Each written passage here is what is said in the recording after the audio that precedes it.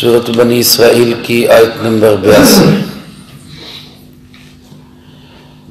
الحمدللہ وکفا والسلام علی عباده الذین اصطفى خصوصا علی سید الرسل وخاتم الانبیاء وعلى آلہ واصحابہ الاتقیاء،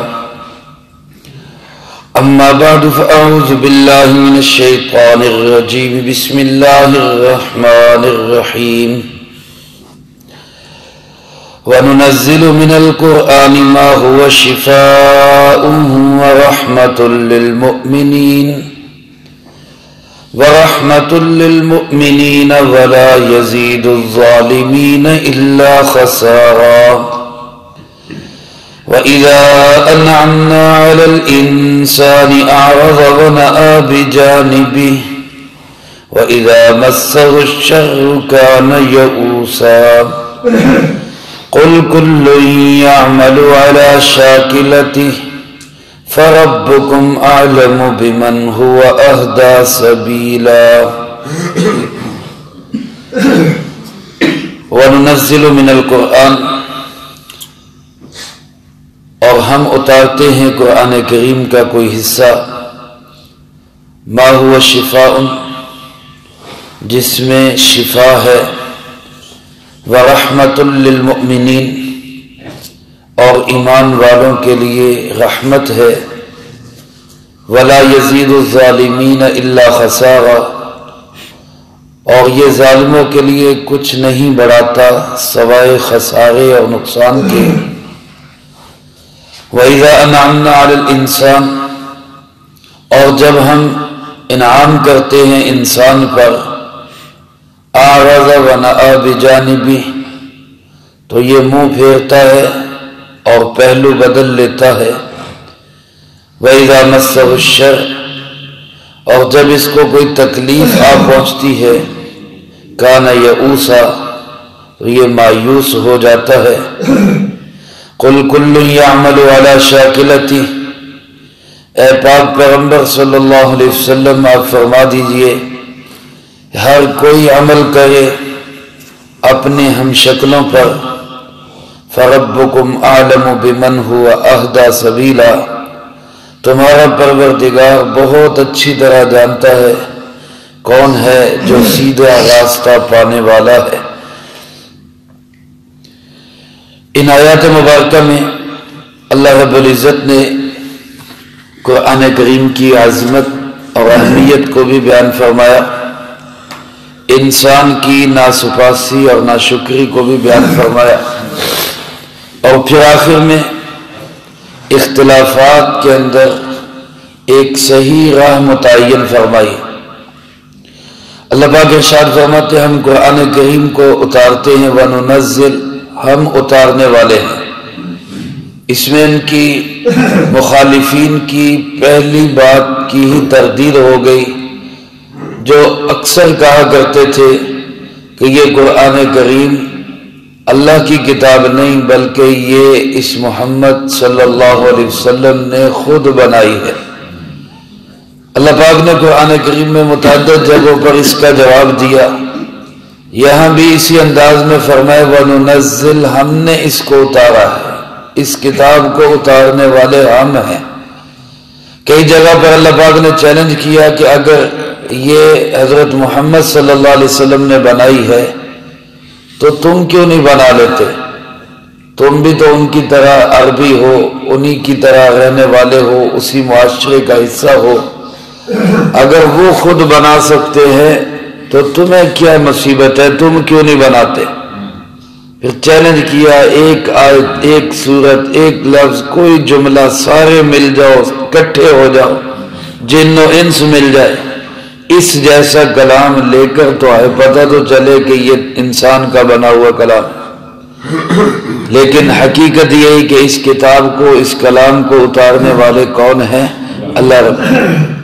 اللہ پاک فرماتے من القرآن، اس قرآن کو ہم نے اتارا، اور فرمایا ما هو شفا، یہ شفا ہے، یہ قرآن کریم شفا ہے، روگ دور کرنے کا ذریعہ ہے، بیماریاں ختم کرنے کا ذریعہ ہے۔ عربی زبان کے اندر قرآن کریم میں یہ دو لفظ استعمال ہوئے، ایک شفا کا، ایک شفا کا۔ شین کے اوپر زیر کے ساتھ شفا اور شین پر زبر شفا۔ ہمارے یہاں عام طور پہ جب کسی کو دعا دیتے تو کہہ دیتے اللہ تجھے شفا دے۔ یہ شفا جو ہے یہ غلط ہے لفظ۔ شفا کہتے ہیں کنارے کو، اور خاص طور پہ قرآن کریم میں یہ لفظ کنتم علی شفا جرف ہار، ایسا کنارہ جو گرنے والا کنارہ، جیسے دریا ڈھا لگاتا ہے تو اس کا کچھ حصہ ایسا ہوتا ہے جو پانی میں گر رہا ہوتا ہے، اس گرنے والے کنارے کو کہتے ہیں شفا، شین کے زبر کے ساتھ، اور شفا شین کے زیر کے ساتھ صحت اور تندرستی کو کہتے ہیں۔ اس لیے کسی کو دعا دیں تو شفا کہنا چاہیے، اللہ تمہیں شفا نصیب فرمائے۔ تو اللہ پاک فرماتے ہیں قرآن کریم کے اندر شفا ہے۔ کس چیز سے شفا ہے؟ دوسری جگہ اس کی وضاحت فرمائی وَشِفَاءٌ لِمَا فِي الصُّدُورِ، قرآن کریم شفا ہے سینوں کے روگ کے لیے، دل کی بیماریوں کے لیے شفا ہے۔ اصل میرے بھائیوں قرآن کریم کا جو مقصود ہے وہ ہے باطنی اور روحانی بیماریاں۔ روحانی بیماریوں سے مراد کیا ہے؟ آج کل روحانی علاج یا روحانی معالج، روحانی بیماریاں ہم نے سمجھا یہ جادو اور تعویذ گنڈا، یہ اس کا نام روحانی بیماریاں اور روحانی علاج ہے۔ ایسا نہیں، روحانی بیماریاں کیا ہیں؟ عقیدے کا غلط ہونا، نظریہ اور سوچ کا غلط ہونا، پھر اعمال کے اندر جسم کے اعمال کا اور دل کے اعمال کا غلط ہونا۔ دل کے اعمال کیا ہیں؟ حسد، بغض، کینہ، نفرت اور ناشکری، یہ سارے دل کے روگ ہیں۔ اسی طرح باقی جسم کے اعمال میں چوری، ڈکیتی، فواحش، منکرات، بے حیائی کے کام، گالم گلوچ، اخلاق رذیلہ جتنے بھی ہیں یہ سب کے سب بیماریاں ہیں۔ تو ان ساری بیماریوں کا چاہے ان کا تعلق عقائد کے ساتھ ہو، چاہے ان کا تعلق اعمال کے ساتھ ہو، چاہے ان کا تعلق اخلاق کے ساتھ ہو، ان ساری بیماریوں سے شفا دینے والی کتاب قرآن کریم ہے۔ قرآن کریم ہمارے عقیدہ شرک کا علاج کر کے اس کی جگہ پہ توحید لاتا ہے، بدعات کا علاج کر کے اس کی جگہ پہ سنتوں کو لاتا ہے، تکبر کا علاج کر کے اس کی جگہ پہ تواضع کو لاتا ہے، حسد کا علاج کر کے اس کی جگہ پہ محبت اور پیار کو لاتا ہے، کینے، بغض اور نفرت کا علاج کر کے اس کی جگہ پہ ایثار اور ہمدردی کو لاتا ہے۔ میرے محترم دوستو، گالم گلوچ اور گندی چیزوں کو چھڑا کر قرآن کریم اس کی جگہ دعا، محبت اور پیار کو لاتا ہے اور اخلاق حسنہ کو پیدا کرتا ہے۔ یہ بنیادی طور پہ قرآن کریم کا مقصد ہے، اس کے لیے آیا ہے قرآن کریم۔ تو اللہ پاک ارشاد فرماتے ہیں شفا ہے سینے کے روگ، دل کا غلط ہونا، سوچ اور فکر کا غلط ہونا، اخلاق اور اعمال کا غلط ہونا، یہ بیماری ہے، اور ان ساری بیماریوں کا علاج کس میں ہے؟ وہ قرآن کریم کے اندر ہے۔ لیکن اس کے ساتھ ساتھ قرآن کریم ظاہری بیماریوں کا بھی معالج ہے، صرف باطنی نہیں، دل کے روگ ہی نہیں، سینے کی بیماریاں ہی نہیں، ظاہری طور پر جو انسان بیمار ہو جاتا ہے اس کا بھی انکار نہیں ہے، وہ بھی ہے اس کے اندر۔ چنانچہ ایک حدیث پاک میں آپ صلی اللہ علیہ وسلم نے خود فرمایا علیکم بالشفاءین، تم پر لازم ہے کہ دو شفا دینے والی چیزوں کو پابندی کے ساتھ ان کو لازم پکڑو۔ دو شفا دینے والی چیزیں، ان کو پابندی کے ساتھ ان کا اہتمام کرو۔ اور پھر فرمایا القرآن والعسل، ایک قرآن کریم اور دوسرا شہد، یہ دونوں چیزیں شفا دینے والی۔ قرآن کریم میں دوسری جگہ قرآن پاک کو بھی شہد کو بھی دونوں کے متعلق فرمایا گیا کہ اس میں لوگوں کے لیے شفا ہے۔ تو علماء فرماتے ہیں کہ جسمانی بیماریوں کے لیے بھی شفا ہے، روحانی بیماریوں کے لیے بھی شفا ہے۔ غالباً حضرت ابو سعید خدری رضی اللہ تعالیٰ عنہ کی روایت ہے، صحابہ اکرام رضی اللہ تعالیٰ عنہ مجمعین کی ایک جماعت کسی علاقے میں گئی تو وہاں کے علاقے والوں نے ان کو داخل نہیں ہونے دیا، ان کے ساتھ اچھا سلوک نہیں کیا، بد سلوکی کی۔ لیکن ابھی یہ راستے میں ہی تھے کہ ان کے سردار کو بچھو نے کاٹ لیا، تو وہ لوگ دوڑے دوڑے آئے کہ آپ میں کوئی ایسا شخص ہے جو اس کا دم کر سکے، جو اس کا دم کر سکے، ہمارے سردار کو بچھو نے کاٹ لیا۔ تو صحابی فرماتے ہیں کہ ہم نے کہا بالکل ہم کر لیں گے، لیکن اس کے لیے ہم آپ سے بکریوں کا ایک ریوڑ لیں گے، پورا بکریوں کا ریوڑ لیں گے پورا، چونکہ پہلے وہ بدسلوکی کر چکے تھے۔ تو اب انہوں نے کہا کہ ٹھیک ہے، پھر ایسے تو ایسے سے۔ تو انہوں نے کہا ٹھیک ہے، ہمارا سردار ہے، آپ دم کرے، ہم آپ کو انعام دیں گے۔ چنانچہ یہ گئے اور انہوں نے دم کیا، اللہ نے اس کو شفا اور تندرستی دی اور اپنا انعام لے کر واپس آئے۔ لیکن پھر خیال آیا کہ پتہ نہیں یہ صحیح بھی ہے کہ نہیں، پہلے مسئلہ تو پوچھیں جناب محمد کریم صلی اللہ علیہ وسلم سے۔ چنانچہ آپ کی خدمت میں حاضر ہوئے، آپ نے پوچھا تم نے کیا پڑھ کے دم کیا تھا؟ تو انہوں نے فرمایا میں نے سورۃ فاتحہ 7 دفعہ پڑھ کے دم کر دیا۔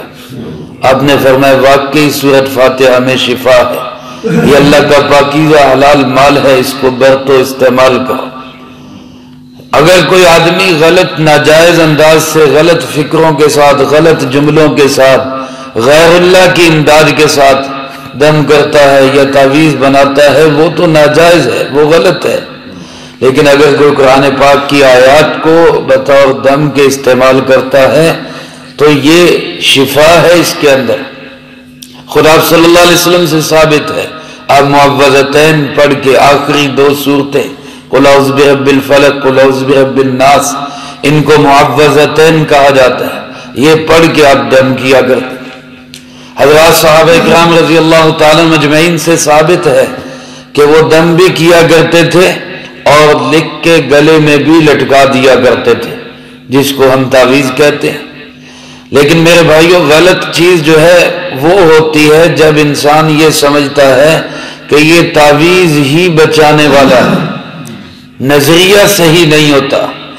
جیسے لوگ ہاتھوں میں دھاگا پہن لیتے ہیں، کوئی منگل سوتر باندھ لیتا ہے، کوئی اور قسم کی چیزیں ڈال لیتا ہے، کوئی کڑا ڈال لیتے ہیں اور پھر سمجھتے ہیں کہ یہ ہمارا بچاؤ کرے گا، تو یہ نظریہ غلط ہے۔ بچاؤ کرنے والا صرف اور صرف کون ہے؟ شفا دینے والا کون ہے؟ گولی، دوائی، کیپسول، انجیکشن سے بھی شفا اللہ ہی دیتا ہے، تعویذ، دم، درود سے بھی شفا جو ہے وہ اللہ ہی دیتا ہے۔ تو نظریہ صحیح ہو تو یہ بھی علاج کا ایک طریقہ ہے، اس میں کوئی حرج نہیں۔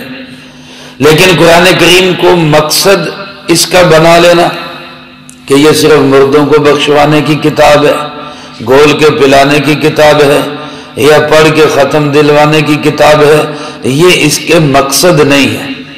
مقصد اس کا یہ ہے کہ اس سے ہم اپنی زندگی کا رخ متعین کریں۔ چنانچہ اللہ پاک ارشاد فرماتے جو لوگ اس کو سامنے رکھ کے زندگی گزارتے ہیں ان کے لیے قرآن کریم باعث رحمت بن جاتا ہے۔ وَرَحْمَةٌ لِّلْمُؤْمِنِينَ، ایمان والوں کے لیے یہ باعث رحمت ہے کہ وہ اس کو سامنے رکھ کے زندگی گزارتے ہیں، اس کے احکامات پہ چلتے ہیں۔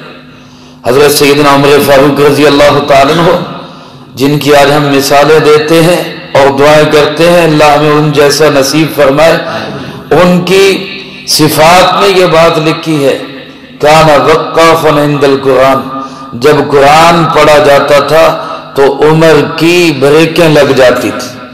قرآن کی دلیل آ گئی، عمر کی عقل، سوچ سب ختم، جو قرآن نے کہہ دیا وہی حق اور سچ ہے، یعنی قرآن کریم کے مطابق اپنی زندگی انہوں نے بنائی ہوئی تھی۔ تو اللہ پاک نے ان کے لیے بھی اور ان کی برکت سے کروڑوں مومنین کے لیے ان کو باعث رحمت بنایا ہوا تھا، دنیا کے لیے ان کو باعث رحمت بنایا ہوا تھا۔ تو جو قرآن کریم کے نظام پہ چلے گا، قرآن کریم اس کے لیے باعث رحمت ہوگا، اور جو اس کے نظام کو نہیں اپنائے گا، اس کو ٹھکرائے گا، اس کو کہے گا کہ اس کی ضرورت نہیں، یہ ظالم بن جائے گا۔ اور اللہ فرماتے ہیں وَلَا يَزِيدُ الظَّالِمِينَ إِلَّا خَسَارًا، ظالموں کے لیے قرآن کریم سوائے نقصان، سوائے خسارے کے اور کچھ نہیں بڑھاتا، ان کو نقصان ہی نقصان ہوگا۔ یہ قرآن کریم کی عجیب شان ہے۔ اللہ پاک نے ارشاد فرمایا کہ یذل بہ کثیرا ویہدی بہ کثیرا، اسی کی برکت سے اللہ بہت سے لوگوں کو ہدایت دیتے ہیں، اور اسی کو نہ مان کر بہت سے لوگ گمراہ بھی ہو جاتے ہیں۔ حدیث پاک میں آپ صلی اللہ علیہ وسلم نے ارشاد فرمایا ان اللہ یرفع بہذا الکتاب اقواما ویضع بہ آخرین، اللہ پاک اس کتاب کی برکت سے بہت سی قوموں کو عروج دیتے ہیں، اور اسی کو چھوڑ دینے کی نحوست سے اللہ پاک بہت سے قوموں کو زوال میں مبتلا کر دیتے ہیں۔ تو عروج و زوال، عزت و ذلت، ہدایت اور گمراہی، اس کا تعلق قرآن کریم کے ساتھ ہے۔ مانے گا ہدایت ہے، رفعت ہے، عزت ہے، ٹھکرائے گا تو ضلالت ہے، گمراہی ہے، ذلت ہے اور زوال ہے۔ اس لیے فرمایا یہ کتاب ظالموں کے لیے سوائے خسارے کے اور کچھ نہیں۔ دیکھیں اب بارش ہو رہی ہے، بارش تو سب جگہ پہ یکساں ہو رہی ہے، ایک جیسی ہو رہی ہے، لیکن ہر جگہ پہ نتیجہ ایک جیسا نہیں نکل رہا۔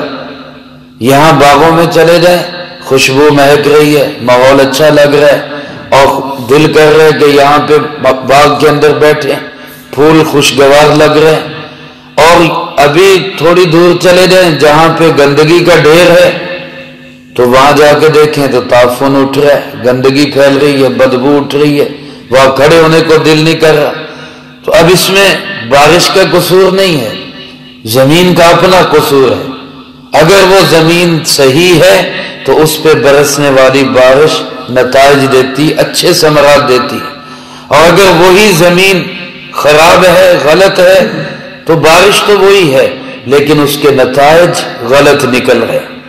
اسی طرح قرآن کریم میں ایک جیسی بارش ہے سب کے لیے، ہدی للناس، ساری انسانیت کے لیے ہدایت ہے، لیکن جس نے اپنے دل کی زمین درست کی ہوگی اس پہ قرآن کریم کی بارش پڑے گی تو اچھے ثمرات اور نتائج باہر آئیں گے، اور جس نے زمین خراب کر لی، دل کو ویران کر لیا، اجاڑ لیا، بگاڑ لیا، اس کے دل پہ جب قرآن کی بارش پڑے گی تو بارش وہی ہوگی لیکن اس کی زمین گندی ہے، اس میں سے گندگی اور بدبو تعفن نہیں اٹھے گا۔ اس لیے اللہ پاک فرماتے ہیں ظالموں کے لیے یہی کتاب سوائے خسارے اور نقصان کے کچھ نہیں بڑھاتا۔ انسان کی ناسپاسی کا ذکر کرتے ہوئے اللہ پاک ارشاد فرماتے ہیں انسان کا مزاج تو ایسا ہے کہ اذا انعمنا علی الانسان، جب ہم اس پہ انعام کرتے ہیں، نعمتیں دیتے ہیں، خوشحالی دیتے ہیں، اچھے حالات اس پہ لاتے ہیں، اعرض ونأى بجانبی، اعراض برتتا ہے، پہلو موڑ لیتا ہے، ایسا بن جاتا ہے جیسے ہمیں جانتا ہی نہیں۔ آج جن کو اللہ پاک نے مال دولت دیا الا قلیل، بہت کم ایسے لوگ ہیں جو سمجھتے ہیں یہ اللہ کی مہربانی ہے، اللہ نے دیا ہے، اللہ لے بھی سکتا ہے، ورنہ اکثریت کیا سمجھتی ہے، میں بڑا ہوشیار تھا، میں بڑا چلاک تھا، میں بڑا عقل مند تھا، میں بڑا سیانہ تھا، میرے اچھے فیصلے تھے اور ان اچھے فیصلوں کی وجہ سے مجھے کامیابیاں مل گئی۔ حالانکہ ان حالات میں یہ انسان سمجھے کہ میرا کمال نہیں، یہ سب کچھ مجھے عطا کرنے والا کون ہے؟ اس وقت میں اللہ کو یاد کرے، خوشحالی کے حالات میں۔ اور فرمایا دوسری طرف وَإِذَا مَسَّهُ الشَّرُّ، کبھی اس کو کوئی تکلیف آ گئی، پریشانی میں مبتلا ہو گیا، مقدمات میں الجھ گیا، کوئی بیماری ہو گئی، یا پتہ نہیں کیڑی گل تو اللہ نے پھاڑ لیا، اتنی بڑی کوئی غلطیاں تو کوئی نہیں تھی جتنی اللہ نے سزا دے دی، کان یئوسا، تو مایوس ہو جاتا ہے، مایوس ہو جاتا ہے، اور یہ دونوں چیزیں غلط ہیں۔ آپ صلی اللہ علیہ وسلم نے ارشاد فرمایا کہ مومن کا معاملہ بڑا عجیب ہے، مومن کا معاملہ بڑا عجیب ہے۔ فرمایا مومن پہ جب خوشحالی کے حالات آتے ہیں تو شکر کرتا ہے، اور جب تنگ دستی کے برے حالات آتے ہیں تو صبر کرتا ہے، شکر کر کے بھی اللہ کو راضی کرتا ہے، صبر کر کے بھی اللہ کو راضی کرتا ہے۔ مومن تو ایسا ہونا چاہیے۔ کسی نے پوچھا کسی سے کہ شکر کیا ہے اور صبر کیا ہے، شکر کیا ہے اور صبر کیا ہے؟ اس نے کہا جی شکر یہ ہے کہ جب اللہ کی نعمت ملے تو شکر ادا کریں، نہ ملے تو صبر کریں۔ تو کہنے لگا یہ کیا کمال ہے، یہ کیا کمال ہے کہ نعمت ملے تو شکر کریں اور نہ ملے تو صبر کریں، یہ تو کوئی کمال نہیں۔ تو پھر آپ بتائیں کہ کمال یہ ہے کہ نعمت نہ ملے تو شکر ادا کریں، اور نعمت مل جائے تو اس کو آگے دوسروں کو تقسیم کریں، یہ اصل شکر ہے، یہ اصل کمال کا درد ہے۔ تو اللہ پاک ارشاد فرماتے ہیں انسان کا معاملہ عجیب ہے، جب ہم اس کو خوشحالی دیتے ہیں تو ہمیں بھول جاتا ہے، یاد ہی نہیں کرتا، تنگ دستی کے حالات میں ہم سے بالکل مایوس ہو جاتا ہے۔ فرمایا کل یعمل علی شاکلتی، اے میرے محبوب صلی اللہ علیہ وسلم، اس دنیا کے اندر حق والے بھی ہیں، باطل والے بھی ہیں، سچے بھی ہیں، جھوٹے بھی ہیں، صحیح بھی ہیں، غلط بھی ہیں، شکر گزار بھی ہیں، ناشکرے بھی ہیں، صبر کرنے والے بھی ہیں، بے صبرے بھی ہیں، تکبر والے بھی ہیں، عاجزی والے بھی ہیں، حسد کرنے والے بھی ہیں، اصرار کرنے والے بھی ہیں۔ ہر ایک سے کہو اپنے اپنے عمل کے مطابق کام کرتا رہے۔ کل یعمل علی شاکلتی۔ یہ میرے بھائیو جب اختلافات ہوتے ہیں تو ان اختلافات کے اندر ہم مرنے مارنے پہ تل جاتے ہیں۔ اللہ پاک فرماتے ہیں یہ کوئی ضروری نہیں ہے، اپنے اپنے کام میں لگے رہو، تمہارے اللہ کو پتہ ہے کون زیادہ سیدھے راستے پہ۔ اللہ سے ہدایت مانگو کہ میں سیدھے راستے پہ چلوں، صحیح راستے کی تبلیغ کرو، لوگوں کو بتاؤ کہ یہ صحیح ہے، یہ غلط ہے، یہ حق ہے، یہ باطل ہے۔ لیکن کوئی نہیں تسلیم کرتا تو میرے محبوب پریشان ہونے کی ضرورت نہیں۔ ان سے کہو کل یعمل علی شاکلتی، ہر کوئی عمل کرے اپنی شاکلہ پر۔ شاکلہ کا معنی نیت بھی ہے، شاکلہ کا معنی ماحول بھی ہے۔ علماء فرماتے ہیں ہم شکل ماحول، اپنے ماحول کے مطابق عمل کریں۔ اسی سے